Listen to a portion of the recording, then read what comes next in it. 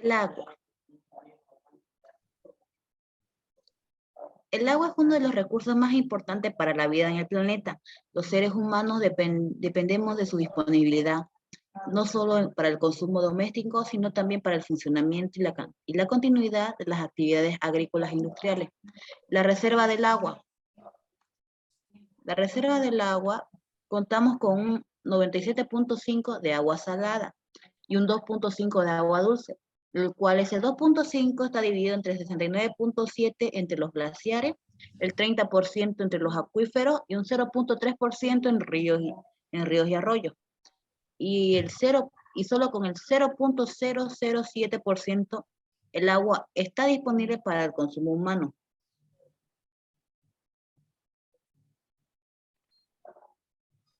El ciclo del agua o el ciclo hidrológico es un proceso de circulación del agua en el cual en el planeta Tierra y constituye varios ciclos biogeoquímicos, en los cuales está dividido por la evaporación, con el cual comienza el ciclo, y consiste en la evaporación del agua desde la superficie hacia la atmósfera. Después tenemos la condensación. Luego de que el agua está en la atmósfera, se desplaza por acción del viento en distintas direcciones, y cuando el vapor de agua llega a las altitudes mayores, las bajas temperaturas le permiten condensarse y se almacena en las nubes. Después está la precipitación, que cuando las gotas de agua contenidas en las nubes son grandes y pesadas, rompen el estado del equilibrio y se producen las lluvias o precipitaciones. Después tenemos la recolección, cual es la recolección del agua que llega a la superficie terrestre. Una parte alimenta los océanos y otros cuerpos de agua, y otras directamente es aprovechada por los seres vivos. Entre las recolecciones tenemos la parte de infiltración, escorrentía y circulación subterránea. Siguiente. La alteración del ciclo del agua. El ciclo del agua es un ciclo natural que se mantiene constante, lo que implica que siempre cuente con la misma cantidad de agua que se va transformando y desplazando. Sin embargo, existen factores tanto humanos como los de la naturaleza que pueden afectar el correcto funcionamiento del ciclo. Dentro de las causas más destacadas está el calentamiento global, que es el aumento de la temperatura en la Tierra, que produce fenómenos como el aumento de la temperatura del agua, el aumento de las precipitaciones, los derretimientos de los glaciares y el aumento de los niveles en los océanos. Todas estas consecuencias que trae la suba de temperatura afectan directamente al correcto funcionamiento del ciclo del agua. Y existen otras causas que afectan el desarrollo del ciclo. Entre estas están las talas indiscriminadas, la erosión de suelo, la extracción de agua, las urbanizaciones y entre otras. Debido a que un porcentaje muy pequeño del agua está disponible para el consumo humano, su escasez y la dificultad para obtener el agua de alta calidad son dos factores que hay que tener en cuenta. Para ello se fomentan prácticas que apuntan a reducir el consumo y evitar la contaminación, y gestionar de forma responsable este recurso para que se pueda estar disponible para la población humana. Sí. Contaminación del agua. La contaminación del agua tiene lugar cuando uno de los cuerpos de aguas naturales, tanto lagos, ríos, mares, etcétera, tienen presencia de distintos tipos de sustancias químicas ajenas a su composición original, que modifican sus propiedades, haciéndola insalubre y dañina para la vida, y por lo tanto inútil para la pesca, agricultura y recreación y consumo humano. Entre las principales contaminantes tenemos las aguas residuales, cuales son productos del consumo urbano, de procesos industriales u otros usos humanos cotidianos, basuras y desechos sólidos, como materiales de desechos metales, plásticos, vidrios, objetos que caen de los barcos, etc. Productos químicos y agrotóxicos. Estos son químicos empleados para la industria agrícola para tratar los suelos y para otros usos puntuales. Tenemos también los sedimentos minerales, como la ceniza volcánica, los sedimentos y las partículas del suelo o de construcciones como el polvillo, cal, etc. Material material radiactivo, resultante de plantas nucleares, son elementos sumamente tóxicos que se almacenan en envases de plomo y a menudo se arrojan al océano al no tener mejor sitio para disponerlo. Entre las principales consecuencias de la contaminación del agua pueden ser desequilibrios biológicos, alteraciones químicas, impactos climáticos y contaminación de la tierra y el aire.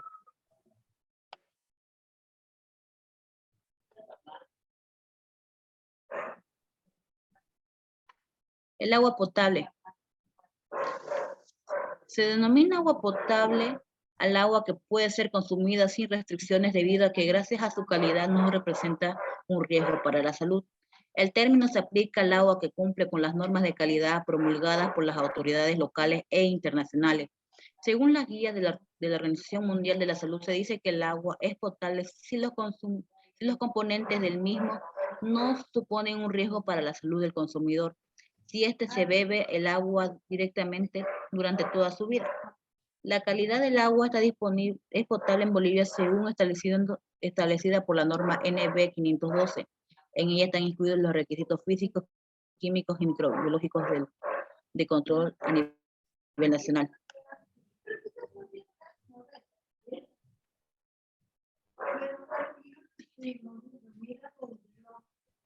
Reglamento Nacional para el Control de la Calidad del Agua y para Consumo Humano, la NB 512, que tiene como objeto reglamentar la norma boliviana, dando requisitos en cuanto se refiere a la calidad física, química, microbiológica,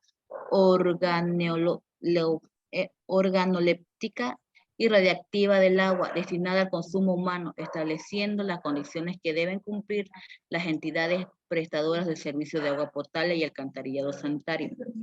El control de calidad del agua, la JEPSA, son las responsables del control de la calidad del agua suministrada de acuerdo a la norma boliviana NB 512 y el presente reglamento.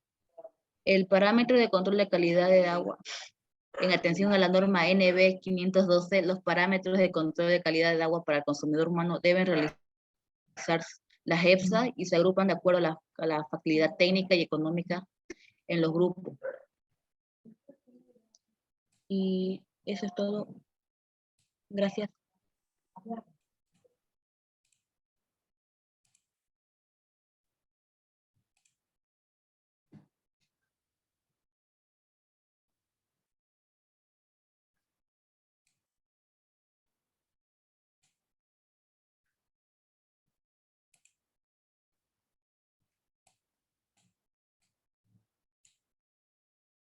Yo voy a explicar sobre los huertos orgánicos familiares.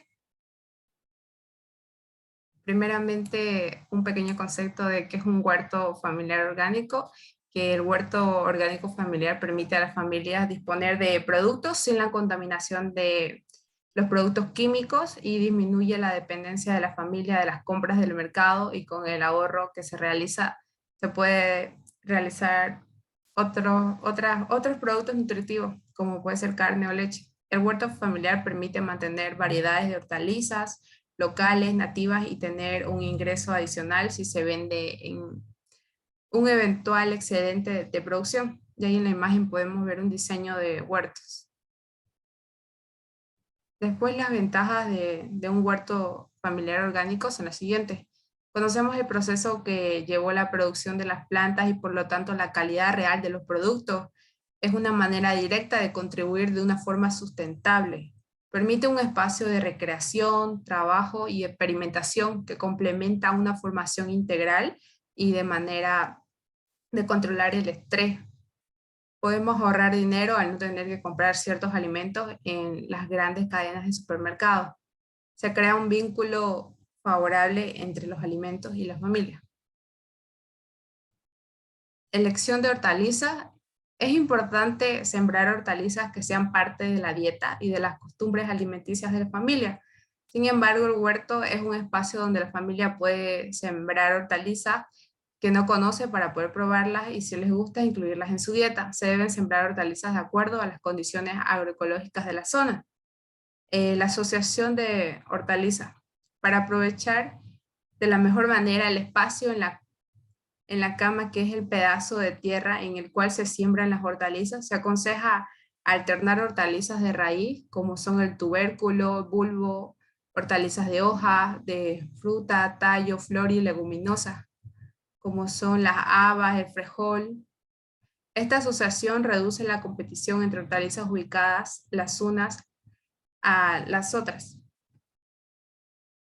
Y aquí podemos ver un poco de la distancia de la siembra de las hortalizas, que al momento de organizar la siembra en su cama hay que tomar en cuenta la distancia óptima de cada planta para que tengan un mejor crecimiento.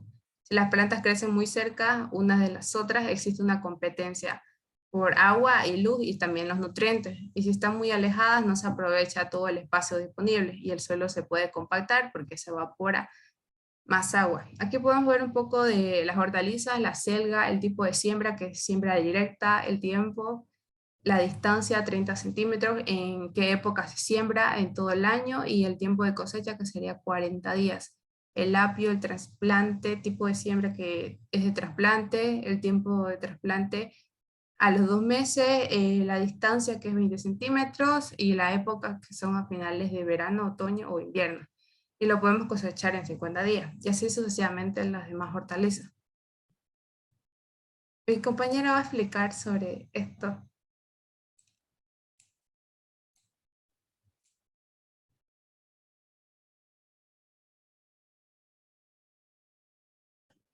Ahora sí, continuando con la exposición, yo voy a explicar acerca de los pasos para la realización del huerto. Debemos de tener muy en cuenta que debemos delimitar nuestro espacio. Con 4 estacas y una picota se delimita una cama de 1,20 metros de ancho para permitir trabajar en el huerto sin pisarlo. Eso es muy importante para evitar lo que es compactación. Con una longitud variable según el espacio disponible. Si se hacen varias camas, se dejan caminos en medio de medio metro de ancho entre cama y cama para poder nosotros tener un espacio para poder supervisar lo que es nuestro huerto. Limpiar el suelo. Se deshierva, se sacan las piedras, raíces, vivas, se riega y se deja reposar el suelo unos días. Lo que se hace esto es para que el suelo se descompacte y tenga una porción de oxígeno, y es muy importante que el suelo comience a crear sus propios nutrientes. Debemos hacer la doble excavación. Su práctica permite la entrada al aire del suelo, con la que ayuda a la que la vida se desarrolle mejor y se retenga más agua para las plantas. En pocas palabras, la doble excavación nos ayudará a cada cama sea como una enorme esponjosa de pastel viviente. En la cabecera de la cama se excava con una pala o una zanja de 30 centímetros de profundidad. La tierra se pone aparte. El propósito de esta labor es aflojar la tierra hasta 30 centímetros de fondo de la zanja. Luego se excava la segunda zanja y la tierra que se extrae se coloca en la primera zanja.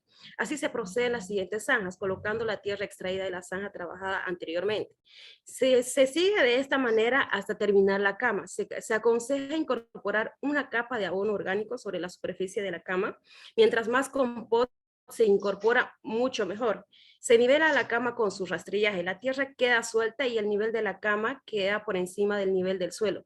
Una vez que la cama biointensiva esté lista, no se debe caminar encima para evitar su compactación y así evitar que nuestro suelo quede compactado. El siguiente, por favor. La siembra. En el proceso de la siembra de las hortalizas hay 2 opciones: sembrar directamente en la cama o sembrar en un semillero hasta tener una plántula que se pueda trasplantar a su sitio definido, o sea, siembra directa. Siembra directa, entre los principios de las hortalizas que se puedan sembrar directamente en la cama están el frijol, la arveja, el pepinillo, la zanahoria, el rábano, el ajo, la espinaca, el perejil, la remolacha, el nabo y la vainita, y tenemos una variedad que podemos mencionar. Y también en este caso el semillero. Hay algunas hortalizas para las cuales es necesario el uso del semillero, como el col, el brócoli, el coliflor, el apio, la lechuga, el tomate, la cebolla, el pimiento y otros. El semillero se puede realizar en pequeños espacios de terreno o cajones de madera de un tamaño estándar de 35 por 60 centímetros con una profundidad de 7,5 de centímetros. Si se prevé dejar las plántulas más de un mes, se recomienda utilizar semilleros de 15 centímetros de profundidad. Ejemplo, el tomate, el pimiento, el coliflor y algunos más. Se puede colocar el semillero en un lugar abrigado para que la lluvia no lo destruya y que las condiciones de la luz, la humedad y las temperaturas sean ópticas. Se aconseja que la tierra del semillero tenga un compost. El siguiente, por favor. El deshierve, ¿a qué nos referimos con esto? Se debe sacar manualmente las malas hierbas porque compiten con las hortalizas por los nutrientes, agua, espacio y luz. Una estrategia sencilla que puede aplicar en su huerto familiar es colocar una capa de cobertura vegetal encima de la cama entre las hortalizas para evitar el crecimiento de las malas hierbas. Por otra parte, mantiene la humedad en el suelo. Una vez que su cobertura se descomponga, servirá como abono para las plantas. Esa es otra manera de nosotros poder tener abono en lo que es en nuestro huerto. El riego es muy importante, se debe sacar manualmente las malas hierbas porque compiten con las hortalizas por los nutrientes, agua, espacio y luz. Una estrategia sencilla que puede aplicar en el huerto familiar es colocar una capa de cobertura y regarlo, y aparte que eso, aparte de tener nutrientes, nos va a ayudar a mantener lo que es nuestros huertos de una manera húmeda. El siguiente, por favor. Plantas protectoras contra las plagas. Cuando se habla de este término, se refiere en su mayoría a plantas aromáticas que frenaran un buen porcentaje del aumento de cualquier tipo de plaga en forma ecológica. La ubicación de nuestro huerto de estas guardianes debería ser rodeando a nuestro cultivo de forma como en forma de un anillo. En esto podemos mencionar lo que es, por ejemplo, lo que es el cilantro, la menta, el enedol, el perejil y muchas más que podemos encontrar lo que es en la lista de nuestras plantas aromáticas. Para repeler insectos del huerto se pueden preparar soluciones repelentes hirviendo o dejando macerar 2 días en 2 litros de agua, hojas o frutos o tallos de plantas. De los insectos no atacan como cilantro, el rubarbo, ají, ruda, ajo, el crisantemo, el ortiga. También se puede aplicar en las hojas una mezcla de agua jabonosa. El siguiente. Cosechar el huerto. Hay que cosechar las hortalizas justo antes de que lleguen en su madurez, listo para el consumo o para la venta. La cosecha se realiza manualmente con un cuchillo o una tijera de podar. En el caso de las hortalizas de hojas, se puede cosechar únicamente las hojas externas, dejando las hojas más jóvenes para una cosecha posterior. En general, se pueden adoptar ciertas normas para la recolección, para garantizar la buena conservación de las hortalizas cosechadas. Cosechar las hortalizas en la mañana frescas o sin sol. Eso es muy importante porque si uno cosecha lo que es cuando existe una temperatura alta, podemos perder gran parte de nuestro huerto. Eso es muy importante tomar en cuenta, que nosotros debemos cosechar cuando esté en la mañana el sol un poquito bajo o en la tarde. No cosechar hortalizas mojadas. No dejar las hortalizas cosechadas en pleno sol o bajo la intemperie. Transportar las hortalizas en envases adecuados y limpios, podemos decir como en cajitas o canastillas. El siguiente, por favor. Y eso sería acerca de los huertos. Gracias.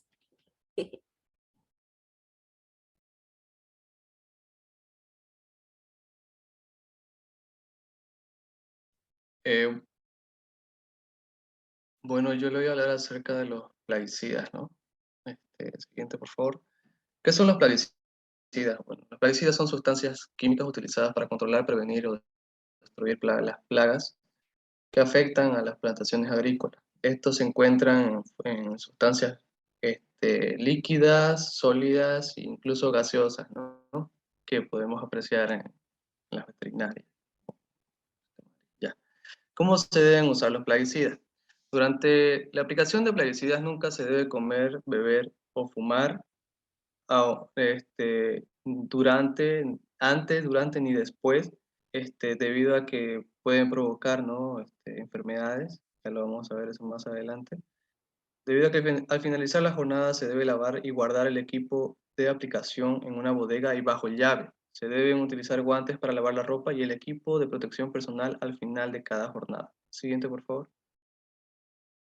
¿Qué daños al medio ambiente causan los plaguicidas? Perdón. Los plaguicidas actúan a corto plazo sobre el ambiente cercano al lugar donde se aplican. Esto causa la contaminación inmediata del ambiente abiótico, suelo, que son los suelos, aguas superficiales y subterráneas, incluso el aire, ¿no? Como bien podemos apreciar en la imagen. ¿Qué daños a la salud causan los plaguicidas? Bueno, el uso y exposición de los plaguicidas se puede estar relacionado con diversas enfermedades, tales como cáncer, leucemia, Parkinson, asma, neuropsicológicos y cognitivos, ¿no? Siguiente, por favor. ¿Qué equipos de protección se deben usar al momento de utilizar los plaguicidas? Esto es bastante importante. Tienen que usarse ropas resistentes a productos químicos, como veroles, pantalones jeans, camisas jeans, delantales, guantes de goma, botas de goma, sombreros impermeables, gafas o máscaras y respiradores. Y bueno, ¿y para qué sirven, no, estos equipos de protección? Sirven para utilizar el equipo de protección minimiza, ¿no? Para minimizar la exposición del producto fitosanitario y así disminuir los riesgos que existen cuando se manipulan este tipo de sustancias debido a que son tóxicas. Y estos tipos de, de agroquímicos se encuentran de diferentes tipos de colores. El rojo, que es el más dañino, tanto para el medio ambiente como para la salud humana, el amarillo, que es el neutro, y el verde creo que es el más fácil o el más utilizable. Eso sería todo.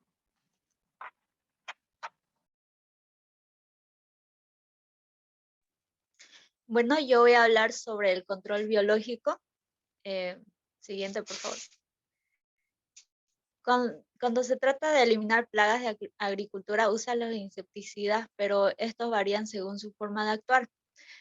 Los tipos de daños de plagas serían directos, cuando la especie daña los órganos de la planta que el hombre va a cosechar; indirectos, cuando la especie daña los órganos que la planta que no son partes del hombre cosecha. Siguiente. El control biológico de plagas en agricultura ecológica es una actividad de probada eficacia en la que se utilizan predadores para eliminar parásitos sin causar daño a los insectos benignos.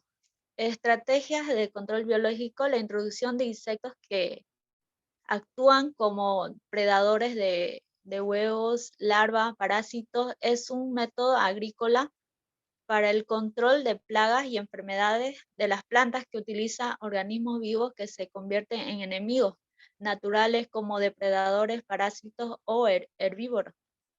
Siguiente, por favor. Los insectos beneficiosos en el huerto es la chinita, que lo ven en el lado izquierdo, es el principal depredador de pulgones y ácaros. Y el otro es el de abajo, es crisopa, destructor número 1 de las moscas blancas. Y el ciempiés, depredador por excelencia, se alimenta de insectos dañinos para nuestras plantas. El otro es la mantis religiosa, come todo tipo de insectos, se debe controlar su población ya que también devora insectos beneficiosos. Las avispas son grandes consumidoras de larvas, insectos dañinos. Siguiente, por favor. Las ventajas sobre los insecticidas. Por ser productos naturales que la naturaleza produce, son biodegradables y no contaminan el ambiente. El otro son específicas para cada especie, por lo que controlan la población de única especie, evitando matar a otros insectos que podrían ser beneficiosos, favoreciendo el equilibrio biológico. Siguiente, por favor.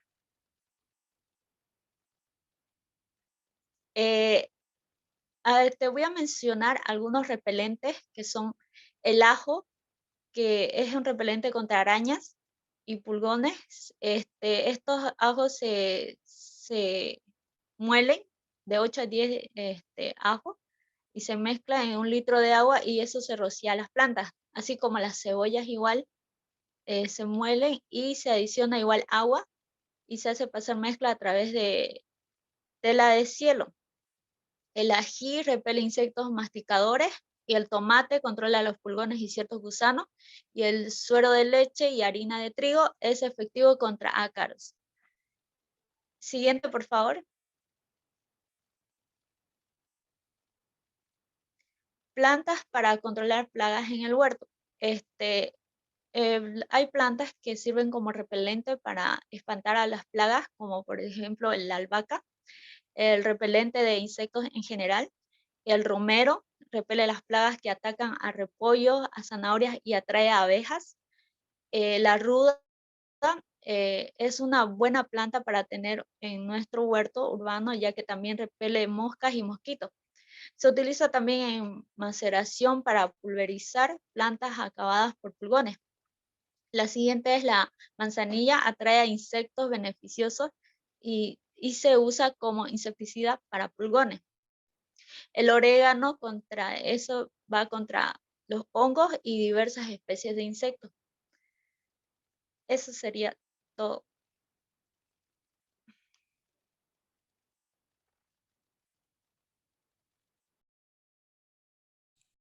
Gracias por su atención. Muchas gracias. Hasta luego.